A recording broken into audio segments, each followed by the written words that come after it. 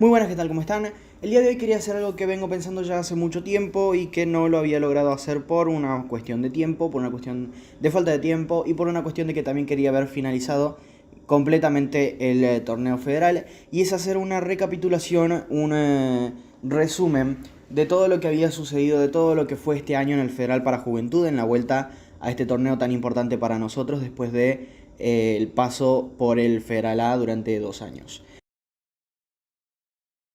Quería comenzar por una cuestión que suscitó mucha polémica en su momento y que hubo mucho debate tras de ello, que fue la cuestión de por qué Juventud, por qué los hinchas de Juventud celebraban la permanencia antes que cualquier otro logro deportivo. Mucha gente decía, y con razón, que Juventud es un club demasiado grande como para festejar simplemente una permanencia. Esto es real, esto es verdad. Juventud es un club mucho más grande que festejar una permanencia, que tal vez festejar un ascenso al Federal A. Pero ¿qué es lo que ocurre? ¿Qué es lo que tenemos que entender como hinchas del fútbol salteño sobre todo? Que Juventud tuvo muy poco tiempo desde que finalizó el torneo regional el día 20 de febrero del 2022 al que comenzó el torneo federal el 27 de marzo de 2022. Hubo solo un mes de preparación, un mes en el que se pedía una reestructuración casi total de la plantilla de Juventud, que era bastante complicada. Tenemos que tener en cuenta que también perdimos grandísimos jugadores en el camino, ya que, entre otros, cuando arrancó el torneo federal, nos vimos con las ausencias, las grandes ausencias de Guillermo Baque y de Nicolás Aguirre, entre otros jugadores. Dos jugadores que fueron no solamente titulares, sino claves durante el ascenso al regional. Estos dos jugadores se fueron del club por distintas cuestiones y no pudieron disputar el torneo federal. Al margen de todo eso, también tenemos que entender que el equipo no tuvo el tiempo suficiente, el dinero, ni tampoco las influencias, si se quiere decir, suficientes para poder armar un equipo capaz de pelear algo más fuerte durante el torneo regional. También hubo fichajes que fueron grandes fracasos, que ya los estaremos repasando, pero esto era algo que yo quería aclarar. No es que estemos festejando una permanencia, no es que estemos contentos por una permanencia, sino que como hinchas entendemos el contexto del club y el contexto en el cual tuvimos que jugar este campeonato. Es decir, y vamos a repasarlo y vamos a verlo con datos más fehacientes para que se entienda mucho mejor esto. El equipo que enfrentó a Guaraní Antonio Franco en la regional fue el siguiente. Guillermo Baque jugó en el arco, los centrales fueron Jesús Calderón, Walter Juárez, Nicolás Aguirre y Jorge Velasco. En el medio jugó Carlos Churquina, Julián Acosta, Martín Esparza, Facundo Velasco, Gustavo Mombach y Leonardo Villa, los tres adelante. ¿Por qué quería repasar esta formación? Porque después tenemos el encuentro ante Boca Unidos, en el que se jugó con Nicolás Sequeira en el arco. Primero, arquero que fue suplente durante el regional. No fue el arquero titular durante el regional, el suplente fue el titular Nicolás Sequeira durante todo el federal.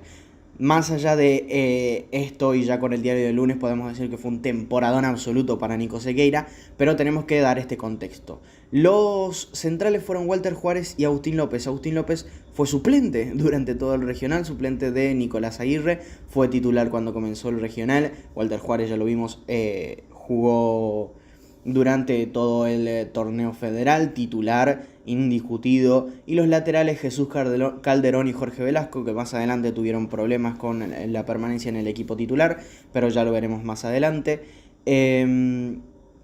Pero dos jugadores que sí, que repitieron del regional. En el medio del campo, Facundo Velasco, lo habíamos visto, Osvaldo Young, un jugador que arrancó de titular contra Boca Unidos, que si mal no recuerdo no estaba en el club durante el regional, fue un refuerzo. Julián Acosta, Carlos Churquina, jugadores titulares en el último partido del regional, y adelante Hernán Echalar y Samuel Hernández. Este fue el equipo que comenzó el regional, y acá es una nota en la que nos ayuda a entender mucho más fuertemente por qué Juventud peleaba por esta permanencia. No teníamos un equipo para el federal, no habíamos formado un equipo con los nombres suficientes para poder pelear algo más que la permanencia. Cuando se logró la permanencia y cuando se logró cuando se plasmó el hecho de pelear por entrar entre los 8 primeros, fue de verdad un enorme resultado para Juventud Antoniana. Entonces, el hecho de decir Juventud Antoniana es un club muy grande como para estar celebrando un federal, en cierto punto es cierto y en cierto punto es desmérito a los jugadores que jugaron durante el regional. No estoy aquí para desmeritar a esos jugadores, yo creo que nadie debería desmeritar lo hecho por todos los jugadores de Juventud durante todo este tiempo, porque de verdad fue un torneo espectacular, fue un torneo en el que todos dieron el 100% de sí, que no podemos reclamar absolutamente nada a nadie y que con el diario del lunes tenemos que entender que nuestro equipo no era del suficiente nivel. Ahora tenemos mucho más tiempo, podemos preparar un torneo federal del año que viene de una forma mucho más coherente y con una base de jugadores mucho más fuerte de lo que fue el comienzo de este torneo federal. Entonces, teniendo eso en cuenta y habiendo dado esta explicación, pasamos a la continuación. El primer partido fue un 0-0 ante Boca Unidos. El siguiente encuentro de la fecha 2 fue victoria ante Juventud Unida de Gualeguaychú. Luego vino una racha de resultados no tan buenas como el empate ante Gimnasia de Concepción y la durísima derrota ante Racing de Córdoba en el Marte Arena. Esta derrota fue muy dura porque fue un 4-0, pero también fue un golpe de realidad. Ahí fue cuando vimos de verdad que Juventud Antoniana estaba para pelear otras cosas. Estábamos muy lejos de los mejores clubes de este torneo federal y se vio plasmado 2 fechas después, pasando el 1-0 ante Deportivo Belgrano, con el 3-0 de Sarmiento y Resistencia en el Marte Arena. Ahí habíamos visto quiénes eran los dos más fuertes. Finalmente Racing de Córdoba terminó primero, Sarmiento y Resistencia terminó segundo y Racing fue quien consiguió el ascenso. Que ese es otro cantar. Un ascenso para el federal es un tema para largo y para otro momento. Pero tenemos que entender esto. Tenemos que entender que el equipo no estaba preparado para este torneo de tal manera y que estábamos muy lejos de los mejores equipos de la divisional, ¿no? El siguiente mes arrancó con una derrota ante Dulce Haig en Pergamino, con un empate ante Defensores en el Marte Arena y con la dura derrota ante Central Norte en el primer clásico después de la vuelta de ambos clubes al Federal A. Recordamos, Central Norte se pasó más de 8 años en el Federal B. Cuando por fin volvió, Juventud tuvo que pasar 2 temporadas en el Federal con la pandemia de por medio, por supuesto. Pero este fue un duro resultado y un duro golpe de decir somos un club más grande de lo que estamos haciendo en este momento, y era lo mismo que pensábamos durante el federal. El mes de mayo terminó con una enorme victoria 2-1 ante San Martín de Formosa, que hasta ese momento no estaba demostrando lo que finalmente demostró en todo el campeonato, un equipo totalmente consistente, un excelente equipo al que le logramos sacar 3 puntos en el estadio Marte Arena. Finalmente Mayo terminó con una derrota 1-0 ante Defensores de Pronunciamiento y el siguiente mes, junio, arrancó con una derrota en el Marte Arena durísima ante Unión de Sunchales 2-1 y continuó con otra derrota mucho más dura aún contra Gimnasia y Tiro 2-0. Hasta ahí habíamos enfrentado a los otros 2 grandes clubes de Salta y habíamos caído derrotados. Siguiente fecha, empatamos 1-1 ante Atlético Paraná y perdimos 1-0 ante Sportivo La Parejas.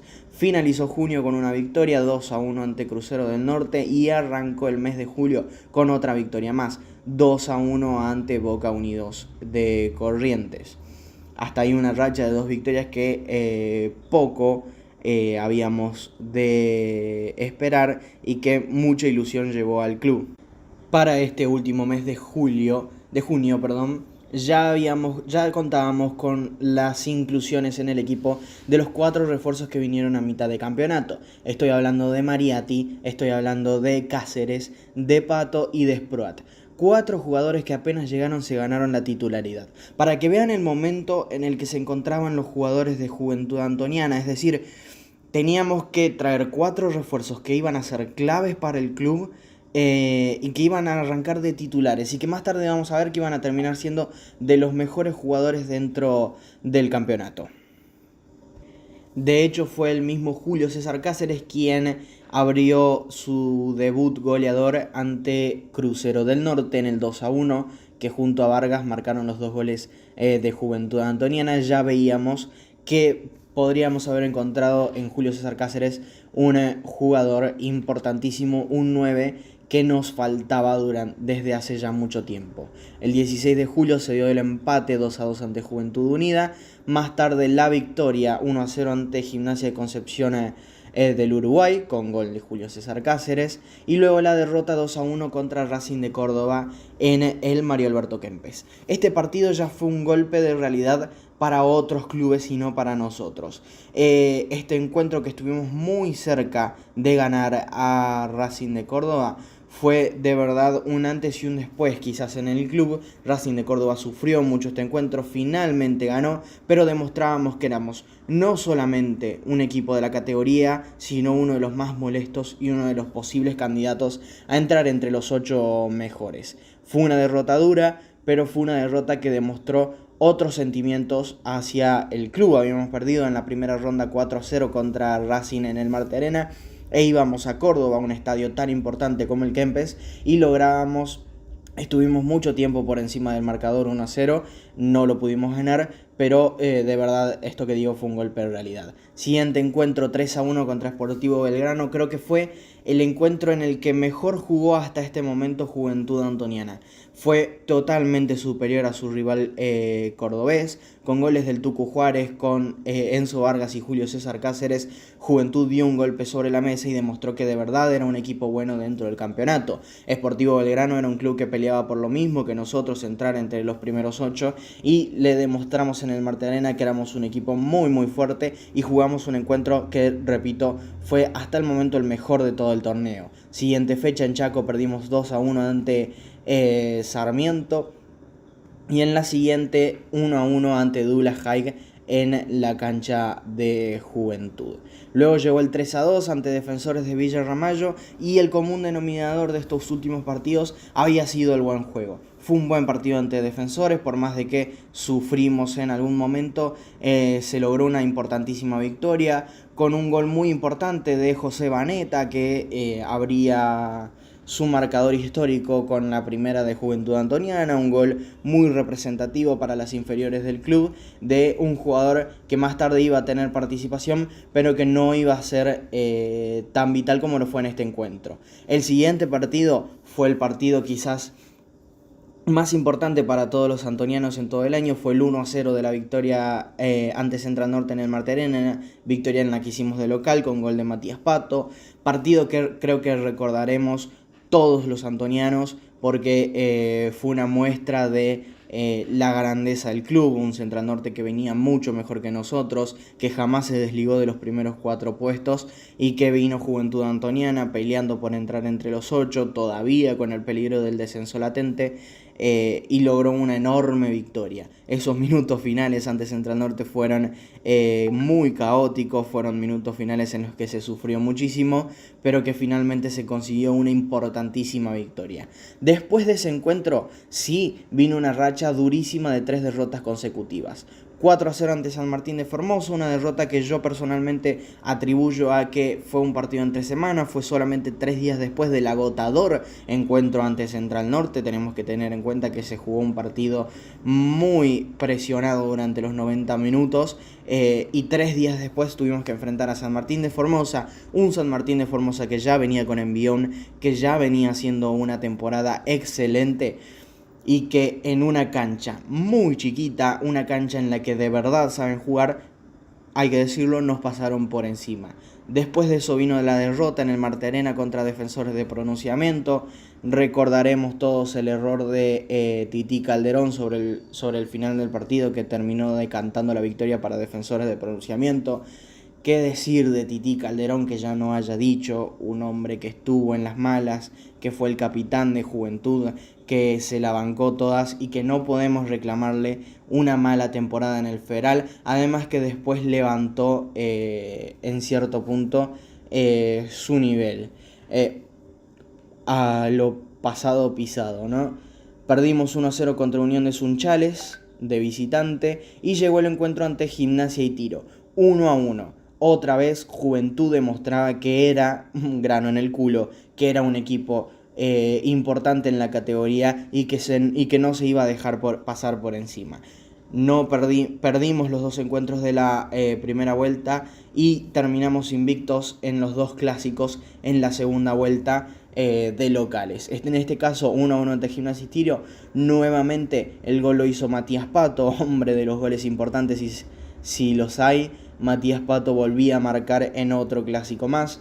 1-1 terminó este encuentro. El siguiente fue el 3-1 ante Atlético Paraná y todos soñábamos con poder entrar finalmente entre los 8 primeros. Era un sueño latente, era un sueño muy complicado de lograr, pero era un objetivo que todavía en los hechos era matemáticamente posible. El siguiente encuentro, porque decía que el Deportivo Belgrano fuera hasta ese momento el mejor, porque el siguiente fue sin duda el mejor de todo el año. Juventud pasó absolutamente por encima de Sportivo de Las Parejas.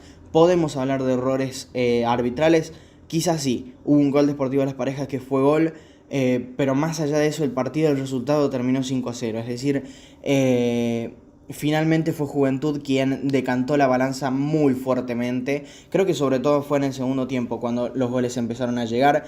Sí, fueron 3 goles de penales, pero en este caso tengo que decir que los 3 penales fueron absolutamente bien cobrados. No creo que haya ninguna duda en eso. Íbamos, al último encuentro ante Crucero del Norte en el que finalmente perdimos 2-0, pero íbamos con una ilusión intacta, con una ilusión que nos podía decir: si ganamos, todavía podemos. No dependíamos de nosotros mismos y finalmente, si vemos cómo terminó la tabla, podemos darnos cuenta de que por más de que hubiésemos ganado, no hubiese pasado absolutamente nada, no íbamos a entrar entre los 8 primeros, pero de todas maneras era un partido en el que decíamos: si ganábamos, estábamos adentro. Lamentablemente no se dio.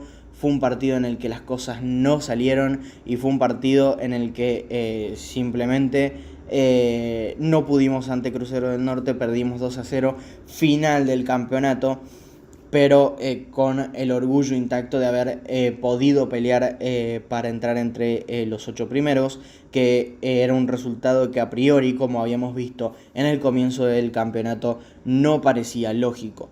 Entramos en la permanencia y eso fue lo principal. Recordemos, los equipos descendidos fueron Atlético Paraná y Juventud Unida de Gualeguaychú, que se quedaron a 4 puntos de Unión de Sunchales con 30, a 5 puntos de Defensor de Pronunciamiento con 31, y la diferencia, aparte de los que están abajo, con Juventud y el descenso, fue de un total de 14 puntos. Una diferencia avasallante con respecto a las posiciones de descenso, y por eso es que entendemos que Juventud Antoniana hizo un enorme campeonato.